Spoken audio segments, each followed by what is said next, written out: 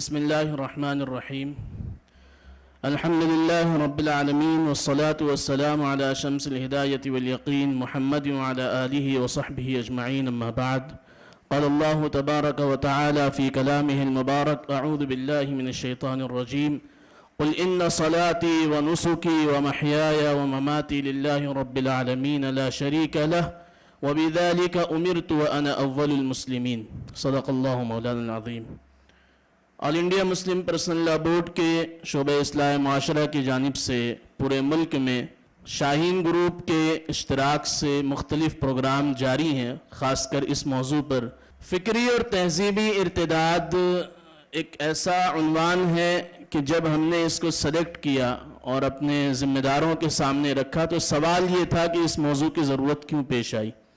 چونکہ آپ سب اپنے ہیں اور سب کے ذہن و دماغ میں یہ بات ہے تو میں 2 منٹ میں اس بات کو واضح کرنا چاہتا ہوں۔ دیکھیے، ارتداد یعنی اپاسٹوسی کی 3 قسمیں ہیں، 3 سیڑھیاں ہیں، 3 زینے ہیں، جس پر حضرت مولانا احمد سراج صاحب نے توجہ دلائی کہ عقیدے کا ارتداد بہت کم ہے، کئی ہزار میں کوئی ایک بے توفیق اس طریقے کا آ جاتا ہے یا آ جاتی ہے کہ جن سے اللہ تعالیٰ ایمان کی توفیق چھین لیتے ہیں۔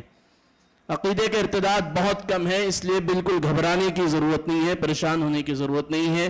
ملت اسلامیہ ہند اپنے پورے شناخت، اپنے شعار، اپنے پہچان اور اپنے آئیڈینٹیٹی کے ساتھ اس ملک میں ہزاروں سال سے تھی، ہے اور رہے گی انشاءاللہ۔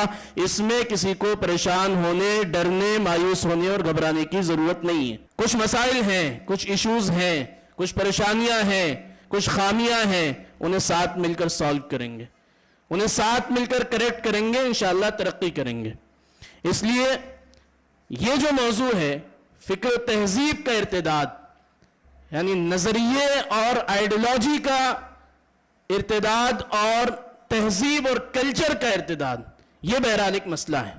یہ ہمارے گھر میں بھی ہے، آپ کے گھر میں بھی ہے، سب کے گھر میں ہے۔ اور یہ مسئلہ کیوں ہے؟ اس سلسلے میں کئی اہم پوائنٹس، بلیٹ پوائنٹس کے طور پر مولانا نے ذکر کیا ہے۔ میں وہیں سے اپنی بات کو جوڑتے ہوئے آگے بڑھتا ہوں۔ جب ہم اپنے گھر میں کسی بچے یا بچی کے ولادت کے بعد اس کا ایک اسلامی نام رکھتے ہیں، اس کے کانوں میں اذان دیتے ہیں، تو ہم یہ اعلان کرتے ہیں کہ ہمارا یہ بچہ اور ہماری یہ بچی مسلمان ہے۔ 3 سال اور 4 سال کی عمر میں جب وہ پہنچتے ہیں اور وہ تھوڑا تھوڑا بولنا شروع کر دیتے ہیں اور بولنا شروع کر دیتی ہیں تو ہم ان کو پلے اسکول کے حوالے کرتے ہیں تاکہ وہ اب دھیرے دھیرے کچھ کھیلتے کودتے پڑھنا لکھنا سیکھنا شروع کریں، ذہنوں کی نشو و نمائی ہو، وہ آگے بڑھیں۔ 4 سال 5 سال کی عمر تک انہیں ہم ایسے سسٹم کے حوالے کرتے ہیں، ایسے سلیبس اور ایسے نظام کے حوالے کرتے ہیں کہ جس نظام اور سلیبس میں ان سے روز صبح پریئر کے نام پر اور مختلف چیزوں کے نام پر وہ سارے کام کرائے جاتے ہیں جو ان کچے ذہن و دماغ کو یہ فرق نہیں کرنے دیتا کہ ایشور، اللہ، گاڈ اور بہت سارے نام لے کر عقیدہ توحید میں سین ماری کی جا رہی ہے۔ تو عقیدہ توحید کے بگاڑنے کا سلسلہ ہم نے اپنے گھر سے شروع کیا۔ اب یہ مت کہیے گا کہ ہم کیسے کرتے، یہ تو بچوں کے لیے کرنا ہی تھا، ان کو تو پڑھانا ہی تھا، ان کو تو بھیجنا ہی تھا۔ یہ والدین کی ذمہ داری تھی کہ جس دن آپ کا بچہ یا آپ کی بیٹی اس لائق ہوئے کہ وہ کچھ بولنا شروع کر چکے ہیں، آپ اسی دن سے ان کے عقیدہ توحید کے سلسلے میں ذہن سازی کریں۔ اس کے لیے پہلے خود سیکھنا پڑے گا، اس کے لیے پہلے خود سمجھنا پڑے گا۔ یہ ایک بڑا مسئلہ ہے جس کو ہمارے ہاں جلسوں میں، پروگراموں میں بولا ہی نہیں جاتا کہ بچوں کی اسلامی تربیت کیسے کی جائے، یہ والدین سیکھیں۔ ہمارے ہاں بچوں کی اسلامی تربیت کا مطلب یہ ہوتا ہے کہ 40 حدیثیں رٹوا دی جائیں، 10 سورتیں یاد کروا دی جائیں اور کچھ دعائیں یاد کرا دی جائیں۔ عقیدہ توحید سب سے بڑا مسئلہ ہے۔ تو 4 سال اور 5 سال کی عمر میں ہم نے بچوں کو چھوڑ دیا ان سسٹمز کے حوالے جو انہیں دھیرے دھیرے ایک ایسی بیماری میں مبتلا کرتے ہیں کہ جب وہ 14 سے 15 سال کی عمر تک پہنچتے ہیں تو وہ بیماری پختہ ہو جاتی ہے.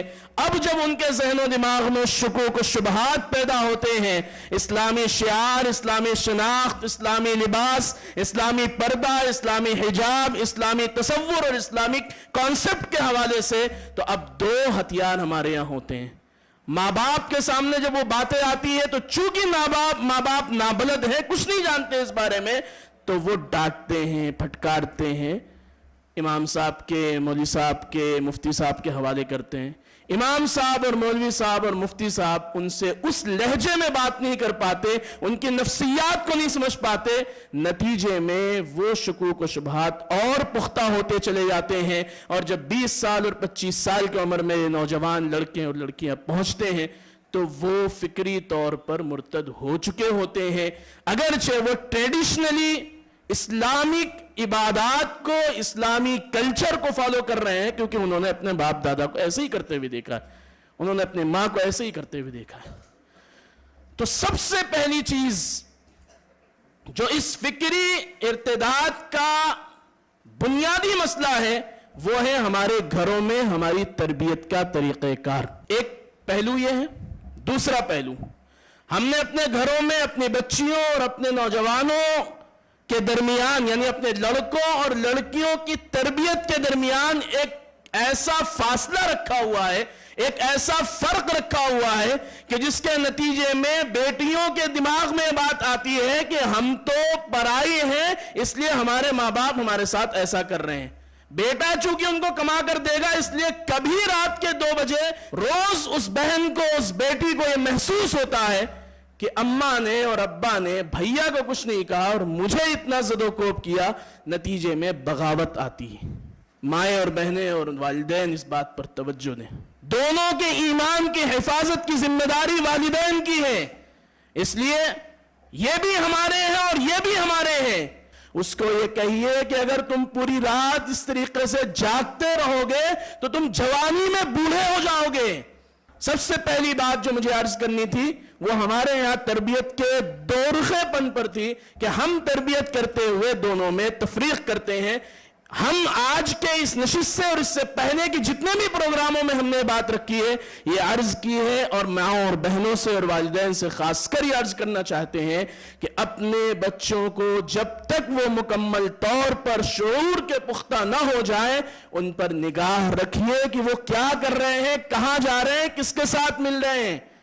جب ہم اپنے بچوں کو 3 سال 4 سال 5 سال کی عمر میں عقیدہ توحید، عقیدہ رسالت اور موت کے بعد اٹھائے جانے کے عقیدے کو دھیرے دھیرے دھیرے دھیرے گھٹی کے طور پر گھول کر پلا دیں گے تو کوئی ایک تنظیم، ایک آرگنائزیشن، ایک سوسائٹی نہیں بلکہ پوری دنیا مل کر اگر اس کے عقیدہ توحید پر ڈاکہ ڈالنا چاہے، کوئی اس کو مسلمان ہونے سے روک نہیں سکتا. حضرت سعد بن وقاص رضی اللہ تعالیٰ عنہ کی مشہور حدیث ہے، اللہ کے رسول نے فرمایا تھا کہ سعد، اگر تمہیں آگ میں جلا دیا جائے یا تمہیں تلواروں کے سائے پر لیٹنے کی نوبت آ جائے تب بھی تم ایک اللہ کے عقیدے سے مت پھرنا. یہ اس لیے کہا گیا تھا کہ ہم اپنے بچوں کے ذہن و دماغ میں یہ بات شروع سے پیدا کریں کہ اللہ ہمارے لیے جو نظام بناتے ہیں، جو قانون بناتے ہیں، وہ لا آف نیچر ہے. اب آ جائیے دوسری بات کر لیتے ہیں. تربیت کا ہی ایک دوسرا پہلو یہ ہے کہ ہم یہ سوچتے ہیں کہ ابھی یہ ہمارے چھوٹے چھوٹے بچے، اگر ان کو ہم کچھ کہیں گے ناراض ہو جائیں گے، اماں ابا ناراض ہو جائیں گے، دادی دادا ناراض ہو جائیں گے، پھوپھا پھوپھی ناراض ہو جائیں گے، تو ہم ان کو چھوٹ دیتے ہیں.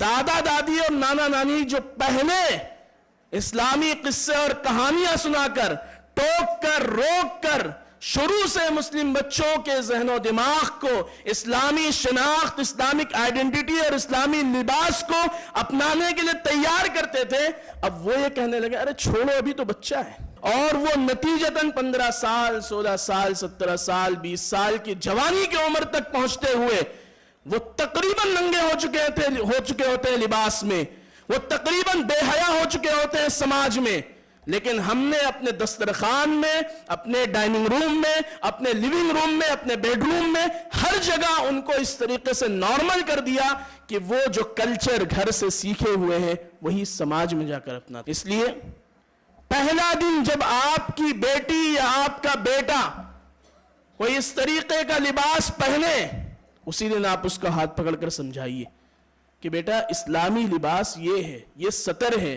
یہ تمہارا کرنے کا کام ہے. کچے ذہن میں ان کے دل و دماغ میں بات ڈالنی ہوگی کہ یہ اسلامی پہچان اور آئیڈینٹی تمہارے لیے فخر کا سبب ہے، تمہیں پراؤڈ فیل کرانا مقصد ہے اللہ کا کہ تم اپنی شناخت اور اپنی آئیڈینٹی کے ساتھ اس دنیا میں جب تک رہو تب تک زندہ رہو انشاءاللہ. آج بٹھائیے اپنے لڑکے کو اور کہیے کہ بیٹا وہ کپڑے جو تمہیں اپنے پاس اپنے جسم کی نمائش کے لیے رکھے ہوئے ہیں، جس میں تمہاری آستین پھٹی ہوئی ہے، جس میں تمہاری باہیں کھلی ہوئی ہیں، جس میں تمہارے گھٹنے کھلے ہوئے ہیں، وہ جو ریپڈ جینس ہیں وہ لاؤ ہمارے حوالے کرو، ان سے لے لیجئے. اور اگر اس سختی میں آپ چاہیں تو اس کو جلا دیجئے، ویسٹ کر دیجئے، اس کو ختم کر دیجئے. ہو سکتا ہے آج برا لگے، لیکن جب یہ ماں باپ بنیں گے یہ اپنے بچوں کی تربیت ایسے ہی کریں گے. ان کو یاد رہے گا کہ اماں ابا نے بٹھا کر ہم سے وہ چیز چھین لی تھی. میں اس لیے کہہ رہا ہوں کہ اب پانی سر سے اوپر جا چکا ہے. مسلم بچیوں کی طرف اٹریکشن اس لیے زیادہ ہے کیونکہ وہ سارے کپڑے پہننے لگے ہیں جو ویسٹرن کلچر نے تھمائے ہیں زبردستی کر کے. اور بایولوجی کا اصول ہے، یہاں ڈاکٹرز بیٹھے ہوئے سب جانتے ہیں، نفسیات کے ماہر لوگ ہیں، کہ اٹریکشن جب پیدا ہوتا ہے اور اس کو فوری طور پر آپ نہ روکیں تو وہ اٹریکشن ریلیشن تک پہنچاتا ہے. اور ریلیشن اسلام میں نکاح کے بغیر کسی بھی طریقے کا ہو حرام ہے، دو غیر محرموں کے درمیان. اس لیے سختی کیجئے. کون کون تیار ہے اس کے لیے؟ تیسری بات، ارتداد کے زینوں پر لے جانے والا جو تیسرا عمل ہمارے سماج میں ہو رہا ہے، ابھی مولانا نے ذکر کیا ہم سے پہلے کہ فائنینشل ایشوز ایک بہت بڑا مسئلہ ہے. فائنینشل کرائسس ایک بہت بڑا مسئلہ ہے ارتداد تک بچیوں کو لے جانے کا. کیوں آ رہا ہے فائنینشل کرائسس؟ آج سے پہلے بھی غربت ایسی ہی تھی، غریبی ایسی ہی تھی. مسلمانوں میں ایک بڑا طبقہ پہلے بھی مزدوری کر رہا تھا، آج بھی مزدوری کر رہا ہے. آج ہی یہ محسوس کیوں ہونے لگا کہ صاحب فائنینشل کرائسس ہے اس لیے ارتداد کے واقعات بڑھ رہے ہیں؟ ہماری 3 خامیاں ہیں، جن 3 خامیوں کی وجہ سے یہ اقتصادی نقصان اور یہ فائنینشل کرائسس ہمارے اوپر ہم کو محسوس دینے لگا ہے. بہت دل سے تینوں باتوں کو سن لیجئے. نمبر 1، ہر باپ کو اور ہر ماں کو اس کے گھر میں بیٹی پیدا ہوتے ہی سب سے پہلے کیا فکر ہوتی ہے؟ کوئی ایک صاحب بتائیں. شادی کیسے کریں گے؟ اس میں کسی مولوی کی ذمہ داری نہیں ہے، یہ سماج کے ہر فرد کی ذمہ داری ہے، ہر گھر کی ذمہ داری ہے، ہر مالدار اور غریب کی ذمہ داری ہے.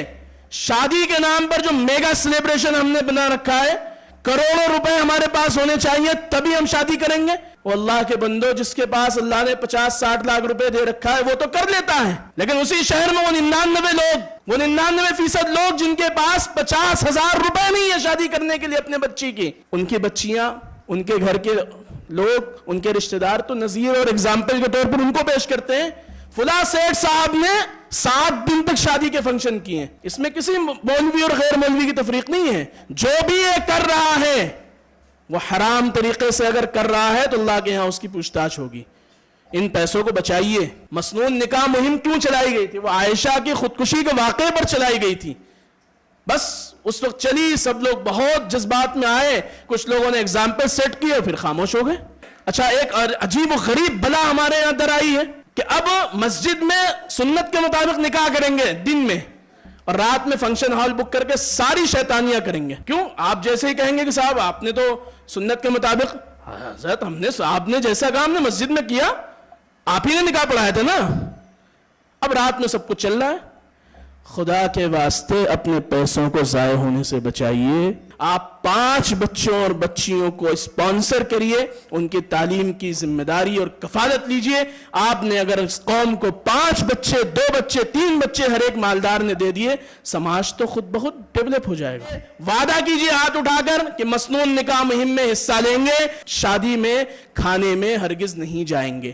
محلے کے ذمہ دار جب اس کا فیصلہ کر لیں گے نا، وہ محلے کے 2 گھرانے جن کے والد کا انتقال ہو گیا ہے، 4 بیٹیاں ابھی بیٹھی ہوئی ہیں، ماں پریشان ہے، برتن دھل رہی ہے، گھروں میں جا جا کر سنگ اور سموہ سے قرضہ اٹھا رہی ہے صرف اس لیے تاکہ بیٹیوں کی شادی ہو جائے۔ خدائے پاک کی قسم، اگر ایک محلے کے لوگوں نے یہ ماڈل پیش کر دیا کہ بیٹی کسی کی بھی ہو، چاہے کروڑ پتی کی ہو اور چاہے دہاڑی مزدور کی بیٹی ہو، ہم جب اس کی شادی ہوگی اس کے نکاح کے مبارکباد کے لیے مسجد میں جائیں گے، اس کے گھر میں اپنی بہنوں اور اپنی بیٹیوں کو بھیج دیں گے، لیکن کھانا نہیں کھائیں گے۔ آپ سوچ سکتے ہیں کہ ان کے دل سے کیا دعائیں نکلیں گی۔ سماج کو پازیٹیو طریقے سے چینج کرنے کا اگر آپ وعدہ کرتے ہیں تو سب سے پہلا کام یہ ہے کہ شادیوں کے میگا سیلیبریشن کو ختم کیجئے انشاءاللہ۔ اسی سے جڑی ہوئی ایک بات اور ہے، صاحب کہا کہ لڑکی کی شادی میں ہم نے بالکل نہیں خرچ کرتے ہیں، ہاں لیکن جب لڑکے کی شادی ہے تو ولیمے میں تو بہرحال مجبوری ہے ہی، اب سب کو بلانا پڑے گا تو ولیمے میں کئی کروڑ روپے خرچ ہو رہے ہیں، ان پیسوں کو بھی بچانے کی ضرورت ہے، ان پیسوں کو حلال طریقے سے انویسٹ کرنے کی ضرورت ہے۔ اسی سے جڑی ہوئی ایک بات، بھائیوں، ماں باپ اور ذمہ داروں کی خدمت میں عرض کر رہا ہوں، وراثت میں بہنوں کو حصہ دینا شروع کیجئے۔ ارتداد کے فکری ہو، تہذیبی ہو، عقیدے کا ارتداد ہو، ہزاروں بیماریاں ختم ہو جائیں گی، اور یہ جو چھٹ پٹ واقعات آپ کو سننے کو مل رہے ہیں یہ بھی انشاءاللہ نہیں سننے کو ملیں گے۔ وہ جو وراثت کو ڈکارنے کا مزاج بھائیوں نے اور لوگوں نے بنا لیا ہے، اس کے نتیجے میں سماج کی بیٹیاں اور بہنیں اپنے پیروں پر نہیں کھڑی ہو پا رہی ہیں، اور نتیجے میں لڑکیاں نفسیاتی طور پر جلدی ڈپریس ہو جاتی ہیں، جلدی اپنے اوپر پریشر حاوی کر لیتی ہیں، اور پھر وہ سارے کام ان سے ہوتے ہیں جو نہیں ہونے چاہیے۔ میں اشارے میں بہت ساری باتیں کہہ رہا ہوں۔ مسجدوں کا صحیح استعمال سماج کے ہر فرد کی ذمہ داری ہے۔ امام صاحب اور مولوی صاحب کے کندھے کو طاقت جب ملے گی جب محلے کے 50 لوگ مسجد کے ساتھ ایسے جڑے ہوں کہ اگر محلے میں کوئی ایک نوجوان شراب پینے لگے، نشہ کرنے لگے، تو 50 لوگ امام صاحب کا ہاتھ پکڑ کر بیٹھے اور یہ مشورہ کریں کہ ہمارے مسجد کے فلاں پڑوس میں ایک گھر ہے جس میں ایک نوجوان نشہ کرنا شروع کر چکا ہے، آپ بتائیے کیا کریں۔ اس لیے مسجدوں کو ایک مکمل چیریٹی کمیونٹی سینٹر بنائیے۔ آپ کہیں گے صاحب اس کے لیے تو بڑا ہمیں فنڈ چاہیے۔ کیوں بڑا فنڈ چاہیے؟ 100 روپے ہر شخص اپنی مسجد کے نام اپنے جیب سے نکالے، 50 لوگ اگر دینے والے بن جائیں گے، ہر ہفتے ہر مہینے ایک رقم تیار ہوگی۔ نہیں آپ کو سمجھ میں آ رہا ہے، بیدر جا کر دیکھ لیجئے، ڈاکٹر صاحب نے کام شروع کیا ہے، ماشاءاللہ زبردست ایک مثال قائم کی ہے ڈاکٹر صاحب نے۔ محلے کے غیر مسلم گھرانوں کی خبرگیری کریں، ہفتے میں 1-2 مرتبہ ان کے گھر کھٹکھٹائیں کہ بھائی رام پال، تمہارے گھر میں سب ٹھیک ٹھاک ہے، تمہاری بیٹیاں ٹھیک ہیں، تمہارے بچوں کی طبیعت ٹھیک ہے، کوئی بیمار تو نہیں ہے، کسی کو کوئی پریشانی تو نہیں ہے۔ آپ اگر اس کام کو صرف 6 مہینے کر لیں، کوئی فرقہ پرست تنظیم، جماعت، آرگنائزیشن آپ کے محلے میں آ کر ان نن مسلم بھائیوں کی برین واشنگ نہیں کر سکتا۔ کچھ کام میں نے بتائے، بہت سارے کام اس کے علاوہ بھی کیے جا سکتے ہیں۔ میں نے 5 باتیں عرض کی ہیں، 5 باتوں کو دہرا کر میں اپنی جگہ لیتا ہوں۔ نمبر 1، اپنے بچوں اور بچیوں کی تربیت میں تفریق نہیں کریں گے، بلکہ مکمل طور پر ان کا خیال رکھیں گے۔